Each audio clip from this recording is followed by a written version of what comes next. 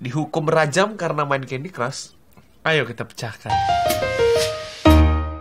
Welcome to Crack and Egg. Pernah nggak kalian dihukum karena alasan yang sangat sederhana gitu? Sepele ya? Misalnya di sekolah, kalian keringetan di kelas, terus dihukum gitu. Ini gue pernah denger cerita dari si Ken nih. Gue pernah. Ken Grant. Oh ya, dia pernah. Si Ken keringetan di kelas dihukum. Gue pernah habis istirahat terus masuk kelas keringetan. Jewer nih gue. Tuh kan? Jelas, Okay. Jadi ternyata nggak hanya di sekolah hal-hal kayak gitu terjadi. Ternyata di dunia luar, di dunia ya di luar sana banyak juga hal-hal kayak gitu yang kelihatannya kayak ini nggak salah gitu. Betul. Ini sederhana gitu. Atau cuma bercanda, tapi taunya bisa mengenakan hukuman ya. Dan cukup serius gitu loh. Cukup serius. Jadi apa aja sih hal-hal yang sepele tapi bisa mendapatkan hukuman, kita akan bacakan. Oke. Semoga kalian nggak ikutan ngelakuin inilah yang kita bacakan lah. Pertama adalah tewas dihukum rajam karena ngirimin suami game Candy Crush Saga. Ini bagi kalian nih yang main Candy Crush Saga nggak usah kirim-kirim Di Facebook gitu ya. Jadi perempuan dia bernama Indira Mahajan, umur 32 tahun. Dia itu tewas dirajam setelah dinyatakan bersalah oleh pengadilan setempat. Oke. Jadi dalam pengadilan itu suami Indira namanya adalah Kumar Mahajan menjelaskan alasan mengapa dia ingin istrinya mati. Ini ngaco ya, masa mau istrinya mati gitu. Iya, maksudnya ini suami istri aja bisa loh kayak bisa gini. gitu ya. Ngakak. Dia masih saja mengirimi saya game di Facebook Candy Crush Saga. Habis itu dia bilang, saya udah katakan berulang kali stop kirimin saya permintaan main game itu. Iya. Tapi dia nggak mau denger gitu, tetap dikirimin di Facebook. Jadi menurut si Kumar ini, dia pernah main Candy Crush, tapi dia nggak suka karena tiap kalah tuh kayak dia berasa diejek sama gamenya, kayak berasa dikatain gitu. Oke. Dan itu menurut dia itu memalukan keluarganya ejekan itu. Emang mungkin dia masih sangat konservatif orangnya ya. Oke, mungkin. Jadi begitu pikirannya. Dan setelah mendengar penjelasan Mahajan selama 30 menit, sang hakim nih akhirnya menyatakan istrinya itu bersalah karena ya itu membuat malu suaminya dan keluarganya dan seluruh desa. Makanya makanya dia garis bawahi itu. Makanya dia tuh pantas katanya menurut si hakim untuk menerima bayarannya. Tapi maksudnya berarti di sana tuh wanita dia tuh hitungannya kayak masih di bawah laki ya. Iya, betul. Gitu. Masih ada kasta. Iya, masih ada kasta yang cukup. Kenapa sih berpikiran seperti itu? Nyokap gue juga main Candy Crush biasa aja kayaknya, nggak lebay amat. Yang kedua ini terjadi di Korea Utara. Dihukum mati karena menonton TV asing dan mempunyai Alkitab. Maksudnya siaran TV asing ya? Iya, mungkin siaran. Iya, makanya nonton. Iya, mungkin yang kayak seperti itu ya. Pada November 2013. Ini belum lama ya. 4 tahunan. Korea Utara menjatuhkan hukuman mati kepada 80 orang warganya. Cuman karena mereka itu nonton channel asing. Iya ya. Dan mempunyai Alkitab. Terus maksudnya yang sediain TV asing itu siapa ya? Mungkin nonton di internet. Mungkin TV, atau? Ya mungkin iya ya, itu juga masih jadi pertanyaan ya. Mereka dieksekusi dengan cara ditembak mati di depan 10.000 orang dan dilangsungkan di 7 kota di Korea Utara. Maksudnya gimana? Mereka matinya aja ditonton gitu hanya kayak 10.000 maksudnya di total dari 7 kota itu mungkin 10.000 iya, orang. Matinya itu ditonton. Jadi biar mungkin message gitu. Iya. Oh, mungkin biar pada jerah. Biar menurut gue itu hal-hal yang itu nggak sepantasnya dibunuh. Karena kan memang di Korea Utara mereka nggak menerima tuan lain selain presiden ya. Walaupun memang beritanya banyak simpang siur, para pemberontak Korea Utara bersikeras bahwa memang hukuman mati itu benar adanya dan ketidakadilan yang diberikan itu benar-benar terjadi. Di samping 80 orang itu, keluarga dan teman-temannya juga bukannya dilepas aja. Jadi mereka juga dihukum, yaitu beda. Mereka dipenjara. Oh. Jadi semua lingkupnya jadi kena semua, cuma karena semua keluarganya ya. Yang ketiga, dipenjara karena menikam pacar yang kentut. Wah, ini dari kata menikam pacarnya udah pasti dipenjara lah. Gak jelas, ini gak jelas. Deborah Ann Burns, seorang wanita di Florida yang berusia 37 tahun, menikam perut pacarnya. Jadi umur 37 baru pacaran deh. Waduh. Tua juga ya. Oke. Moga gue gak kayak gitu ya. Atau mungkin dikawin lagi kan. Menikam perut pacarnya karena kentut di depan mukanya gitu. Tepat gitu, pret gitu. Muka. Jadi menurut polisi, Burns dalam keadaan mabuk ketika melempar pisau ke tubuh Willie Butler yang kentut itu, kekasihnya. Jadi kejadian ini berawal ketika mereka berdua sedang nonton TV di apartemen. Terus ketika Willie pergi ke dapur, dia tidak sengaja kentut tuh pas lagi diri. Tepat gitu pantatnya di depan mukanya si Burns. Oke.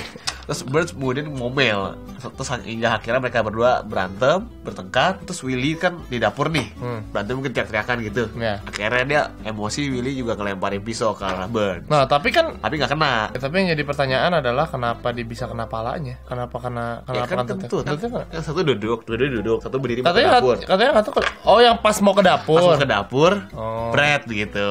Udah dia di dapur terus pakai berantem, dia teriakan. Si Willy-nya yang kentut juga emosi emosi, lempar pisau kan. Lempar pisau. Habis itu si Burns akhirnya juga ambil pisaunya dilempar, terus lalu ditikam ke perutnya si Willy ini. Berarti mereka lagi mabok dua-duanya. Enggak, si Burns yang mabok. Burns doang yang Nah, mabok. karena tikamannya cukup parah, Burns akhirnya diamankan oleh polisi. Terus Willy mengalami pendarahan. Dia nggak tahu tuh hidup atau mati. Untung- Karena pendarahan deh. Ya, untung lagi nggak hamil ya. Kalau lagi hamil terus ditikam perutnya sih. Kan cowok pak yang ditikam. Bentar. Willy. Nah, yang keempat, tewas dirajam gara-gara punya handphone. Nggak boleh punya handphone. Nggak boleh. Jual. Ayo, jual sekarang ya. Cok. Arifah Bibi, ibu dari 2 anak di Pakistan, tewas akibat dirajam oleh keluarganya hanya karena memiliki handphone. Pengadilan suku di Pakistan atau biasa disebut panchayat memutuskan Arifah bersalah. Dia dieksekusi pada tanggal 11 Juli tahun lalu di distrik Dera Ghazi Khan, provinsi Punjab, dan dikuburkan di sebuah gurun jauh dari desanya. Keluarganya pun dilarang untuk ikut dalam pemakaman itu. Bahkan anaknya sendiri pun nggak tahu kalau emaknya tuh dikubur. Hah? Kok gimana maksudnya? Gila ya? Menurut media lokal, sepupu dan anggota keluarganya yang lain melempari dia dengan batu hingga tewas. Gara-gara punya HP. Gara-gara punya HP.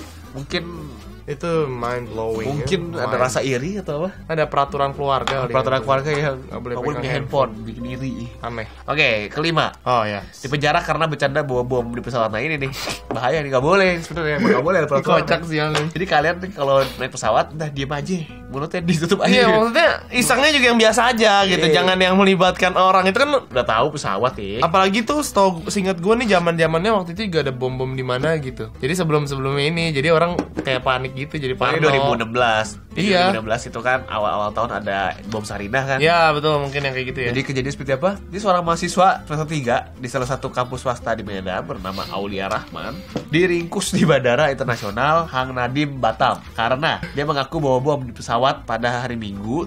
Ku turut ayah ke kota, Naik dan kereta. istimewa. Ya, dan istimewa. Ya, pada Minggu 17 Juli 2016. Dia rencananya berangkat nih. Kode penerbangan JT 229 tujuan Batam ke Padang dengan jadwal keberangkatan jam 3 ya. Oke. Saat masuk pesawat, dia bilang ke pemugari kalau tasnya ada bom. Enteng, Gimana ya? enteng. Enteng. Habis itu akhirnya dia diamankan dan diturunin lah sama petugas di bandara. Dia kok apa sih? Kira teroris kan jadi ya. Iya. Jadi petugas kemudian melakukan pemeriksaan terhadap seluruh barang bawaan Aulia. Namun setelah diperiksa tidak ditemukan bom di dalam ransel dan koper yang dibawanya. Ya. Jadi ya kosong lah, info palsu lah ini. Aulia ini gue curiga Aulion. Aulion nama saya Aulia. Aulia nyamar. Aulia mengaku hanya bercanda saat mengucapkan. Dia waktu ngomong tuh kayak Mbak. Kayak bercanda anak SMA gitu ya. Mungkin dia kan mau dibantuin kan, tasnya ditaruh di apa? Atau nggak mungkin di dia sama atas. temennya gitu masuk kan, Wim. Nggak tahu, kayaknya sendiri deh. Oh, sendiri ya? Jadi dia pas mau mungkin dibantuin sama mbaknya, terus dia bilang kayak, Mbak, ini bom loh. Oh, Di dalam tas saya ada bom isinya gitu. banyak apa? Apa? Langsung udah Diringkus. diringkus. Tapi dia sebelumnya juga pas tuh ngomong gitu baru ditegur, jangan bercanda soal bom. Oh. Nggak digubris sama dia untuk bercanda gitu, kayak ada bom di sini. Udah. Oh, serius nih orang nih. Akhirnya tiket penerbangan Aulia hangus lah. Udah hangus, tangkep ya kan. Dia nggak boleh melanjutkan perjalanannya menggunakan Lion Air ini. Dia juga terancam hukuman penjara. Apa yang dilakukan ini maksudnya dalam pemberian informasi palsu. Oke. Jadi itu menurut pasal 344 huruf E Undang-Undang Nomor 1 Tahun 2009 Ada tentang undang-undangnya. penerbangan, ada undang-undangnya. Oke. Pemberian informasi palsu ini maksud bagi tindakan melawan hukum. Sanksinya itu diatur dalam pasal 437 Undang-Undang Penerbangan. Seseorang yang memberi informasi palsu yang membahayakan penerbangan bisa dipidana maksimal 1 tahun penjara. Lumayan lu 1 tahun kebuang. Tapi kayaknya nggak 1 tahun deh. Kalau itu bisa ada kompensasi gitu. Ya, pasti. 6 bulan, 6 7 bulan. bulan gitu. Tapi tetep Cuman aja. konyol aja maksudnya, Tetep cuman aja. karena hal-hal yang semacam. Ya ngapain gitu, gak usah lah bercanda-bercanda. Jaga mulut kalian ya. Yes. Oke, kalau gitu segitu aja video kita kali ini. Terus untuk kalian yang mungkin pernah mengalami hal-hal semacam itu, Iya. boleh tulis di komen.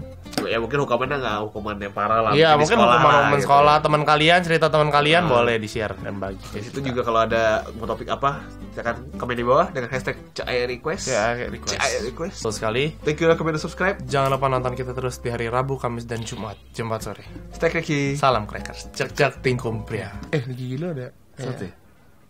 Mau jabe.